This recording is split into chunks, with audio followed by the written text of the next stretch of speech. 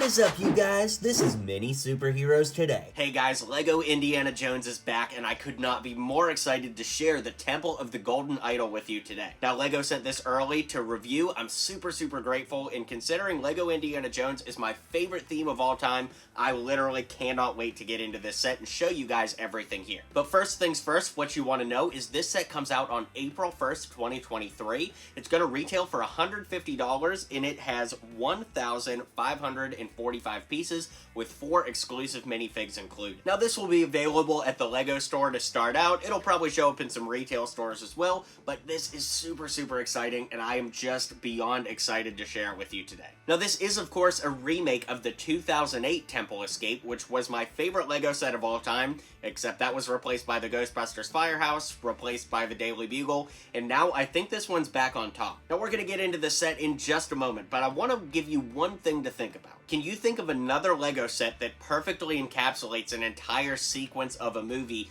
other than this? There are a few that I've thought of, but they're very few and far between, which is why I think for $150, this is such a knockout set if you're an Indiana Jones fan, which I just so happen to be. Okay, so let's get into reviewing the set. Now, I don't always show the instructions, but these ones are pretty special, so I thought I'd show them here if you want to pause and read any of the cool things that the set designers included. There's some cool history on the temple as well as Lego Indiana Jones itself, and some blurbs from the set designer. So if you want to go ahead and pause any of this, you can. Then, of course, we get into the instructions. So the set is built up in 3 sections. Of course, there's the boulder section, the swinging section, and the idol section. Pretty much all of the iconic points from the movie, and it's really great. Let's give it a quick little spin here. You can see that it's built up on the black border, kind of like the Star Wars dioramas are, but we have lots of Technic functions in the back, so there's going to be a lot to explore in this review. And then we flip it around back, and we are to the front. Now, this does take up a pretty sizable amount, guys. It is 20 inches long and 9 inches tall. So if you're planning out shelf space for this, at least you can get those schematics a little early here and get that planned out. So with that being said, let's look at our figures and then all of the features of the set. So our first figure is Indiana Jones, and he is exclusive to this set because if we flip his hair around, you can see that he's got spider webs on the other side of his head. Definitely a very cool addition, and he's even got a spider on his face if you lift the hair up to see, but definitely very cool.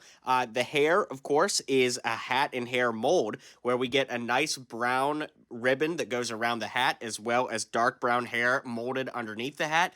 Definitely a nice addition for the figure, and the torso and legs are exactly the same as the ones that come in the Escape from the Lost Tomb from this same Indiana Jones wave. He, of course, has his iconic bullwhip, his satchel, and he comes with a little bag of sand to switch out for the idol, which we'll revisit a little later. The other things to point out are the new legs. I really like that they put those dots in the belt loop just for some nice added detail there. And of course, he's got his holster and his secondary belt there. So definitely a great indie figure to kick off the set here in the new wave. It is just kind of crazy, though, because I'm so used to seeing the old Indiana Jones. It's kind of jarring to have a new one, but it's definitely a welcome addition to the collection, and I think Lego did a great job. Satipo is our next minifigure to look at. Of course, he was played by Alfred Molina, aka Doc Ock. This was actually his first major film role. I love that they put these giant tarantula spiders on the back of the figure, and I really love the sweat on the undershirt. It just makes this figure look so lively. The face is perfect for the movie, and of course, we can flip it around and see he's got his scared face for when the spiders are on him. Overall, it looks great, and the hairpiece is new, at least for this set. I've not seen it before, and I could definitely see them using this hair again on Doc Ock in a No Way Home set if that ever were to happen. Here we have the Hovitos Warrior, definitely a cool inclusion that was not included in the set from 2008, and it's really great to see Lego using their palette of skin tones for representation. I think that this looks really great, accurate, straight out of the movie, and the head is actually reversible. It also uses the same hair as the previous minifigure, which is nice. At least you get 2 versions of that hair, but we've got an angry face on one side and a more collected face on the other, and once this set comes out, I'm definitely looking forward to getting a few more of these to army build to put outside of the gate, which we'll look at in just a moment. And finally, we have Rene Belloq, Indiana Jones's rival from the movie. I love the sweat patches on his shoulder blades and the back of the torso. And then, of course, the torso looks great. And if we lift the hat up, you can see he's got a really great face print underneath there as well. Definitely a big fan of that, and definitely a huge upgrade from the 2008 figure. So let's take a look at the set now. So when you build the set, you build it in 3 sections. The first section you build is the boulder section, then you build kind of the swinging section, which we'll get to, and then you build the idle section. So I want to take a look at each section piece by piece and really just kind of highlight those. So the idea is for Belloq and the Hovitos to be waiting on the outside, which is definitely cool, but so that we can see the model, let's remove them. I really love what they did with these brick pieces to make this look like an open archway, and of course being able to walk through and having all the jungle greenery around is definitely cool to make it feel very lived in. I really like what they did for the coloring using these triangular pieces to help bring in a little bit of that, South American feel to the set, and it looks really, really great. The one thing that I'm not a big fan of is this kind of like seaweed piece hanging down. I mean, I get it for vinery, it's just, for me, I'm not really a big fan of that. So then we move to the inside here.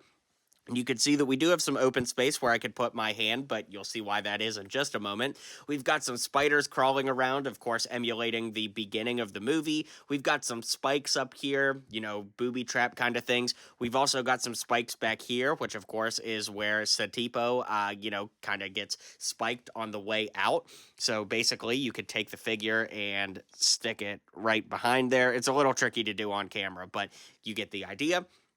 We've got a skeleton right there, and then we have the main play feature of this section, and the play features can all be used using these knobs, so we'll explore each one as we get to it. So in this first section, you can roll this down, and the boulder will roll down, so you really only have to give it a quick little click, and gravity will do the rest, so you just click it to the left, and the boulder rolls down, and then you just twist it back to the right, and the boulder rolls back up.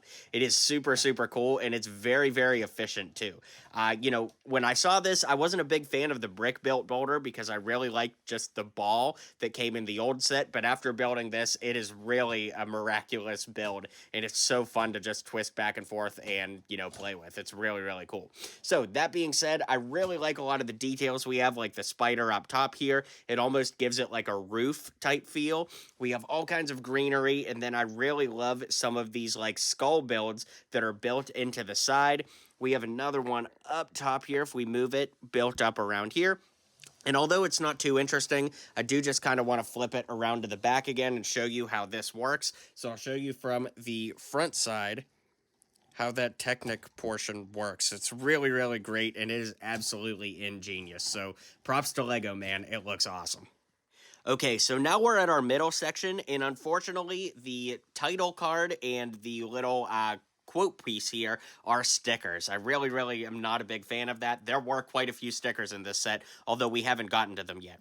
Interestingly, these plates along the front edges here are not stickers. It's just worth pointing out, but we've got stickers here, and then lots of stickers in our next section. But let's not talk about that till we get there. We have this kind of vine, which I'm guessing is like supposed to be the vine that, Indy holds on to when he doesn't quite make the jump, but we're getting ahead of ourselves in the story of this set a little bit. You can see there's a door right here that's open, and we've got this little twisty here, and you can kind of control how slow the door goes down by twisting it as fast or as slow as you want, or if you just give it a very quick twist to the left, gravity will do its thing. So here we go with that. There you go. So there's kind of a lot of different ways you could do it. Fast, slow, twist it at your own rate, but that's just fine. So then we flip it back around, and let's go ahead and use Indy and put him on this little piece here, because there's a play feature with this where you could have the character swing across the opening, which I think is very, very cool. I like that a lot. The only thing you want to make sure of, like if you're going to do a brick film or something, if Indy is over here and he's holding his whip, just go ahead and remove this, because, we gotta We can't have that. We can't have two whips in one place because that'll break the multiverse.